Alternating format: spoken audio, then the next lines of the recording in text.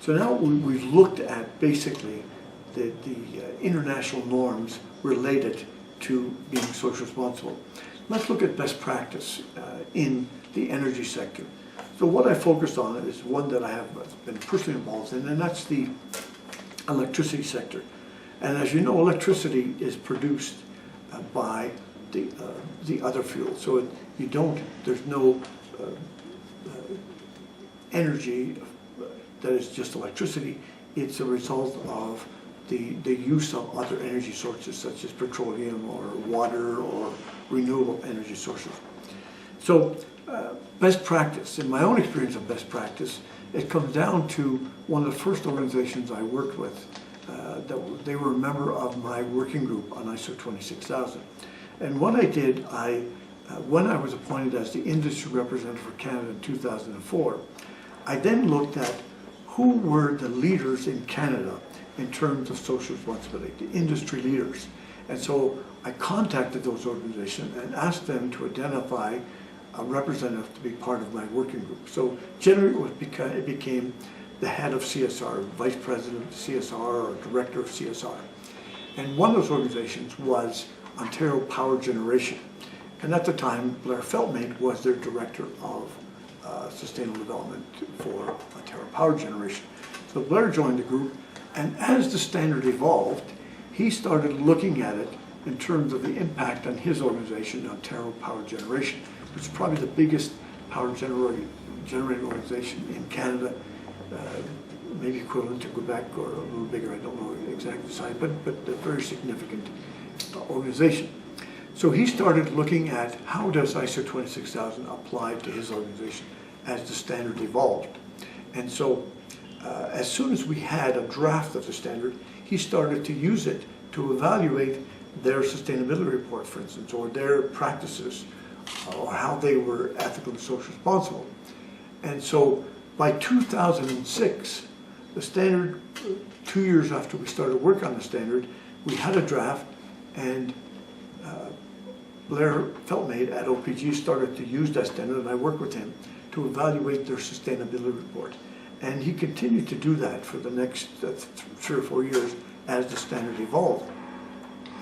He was also, I think, the head of sustainability for the Canadian Electricity Association. And they had a focus at that time on environmental sustainability. They had put a lot of effort into it and were able to demonstrate that their members of the Canadian Electricity Association, either people that produced or distribute electricity or suppliers to the industry, had addressed the impact they have or could have on the environment. Now they wanted to move beyond environment to, instead of just sustainable environmental development, sustainable environmental, social, and economic development. And so 26000 came at a perfect time for them to use as guidance. And so Blair recommended, and between the two of us, we worked with CEA to adopt 26000 as the framework for sustainability within the electricity industry and their suppliers.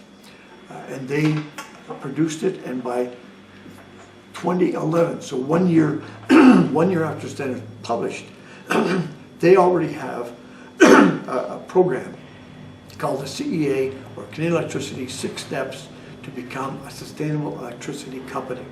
And that was February 2011. So imagine that's 1 year after the standard is published. And that's based on the fact that they were working on it for 2 years before it was published.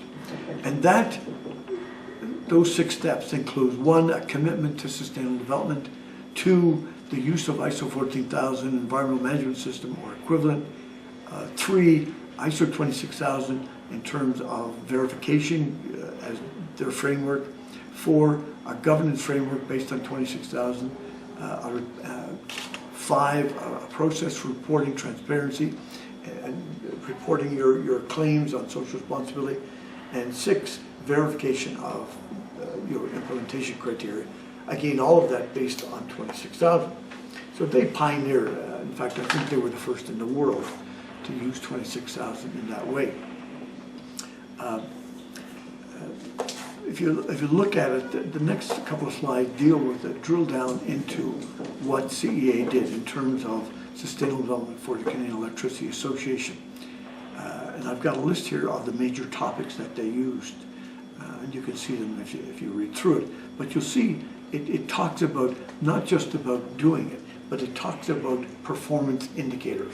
So this was a way for all of the members to be able to track their performance and compare it to others.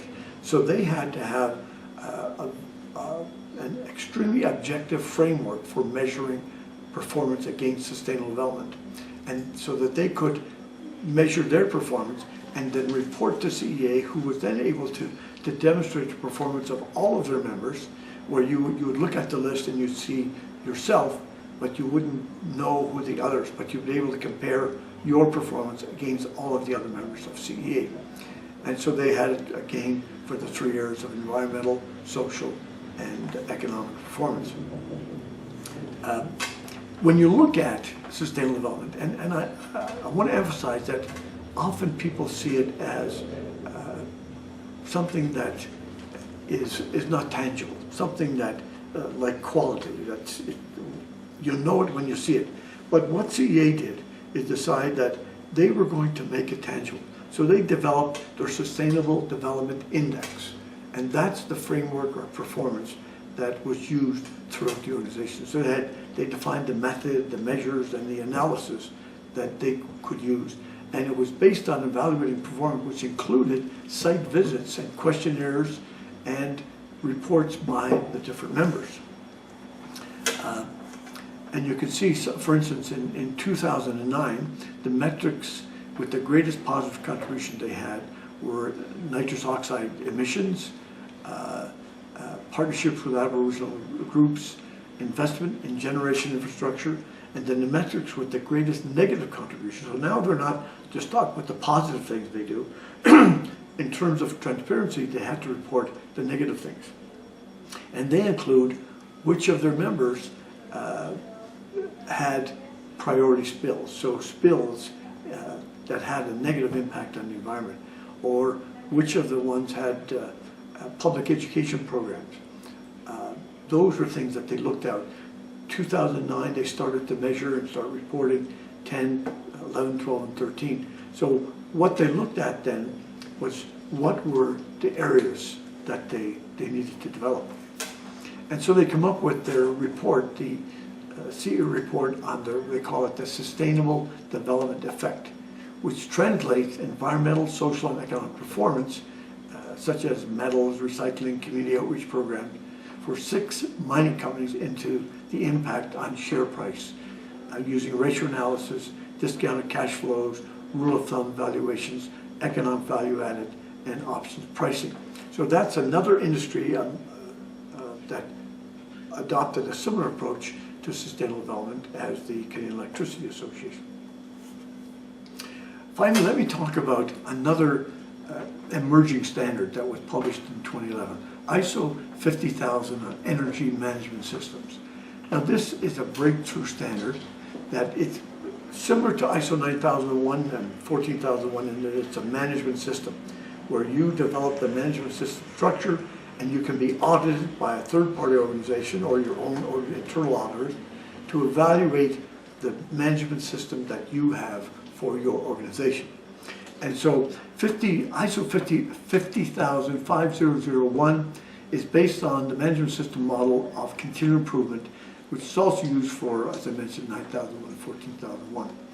It provides a framework for the requirements of organizations to, 1, develop a policy for more efficient use of energy, 1, to fix targets and objectives to meet the policy, 3, to use data to better understand and make decisions about energy use, 4, to measure the results, 5, to review how well the policy works, and 6, then, to continually improve energy management. So I'll end with that, an introduction to that standard, because I think that will show then the evolution that CSR has gone through, especially with regard to energy. So we talked about the ethics, and we used 26,000 as our guidelines for ethical behavior. We talked about what is social responsibility, what is ethical behavior. We talked about international norms of standards like ISO 26000, that have provided guidance for organizations who want to be ethical and social responsible. We talked about the best practices in energy using the Canadian electricity as an example in OPG. And then finally, I think a breakthrough standard, ISO 15000. So that's my overview and take on social responsibility in the energy sector using management system standards. Thank you.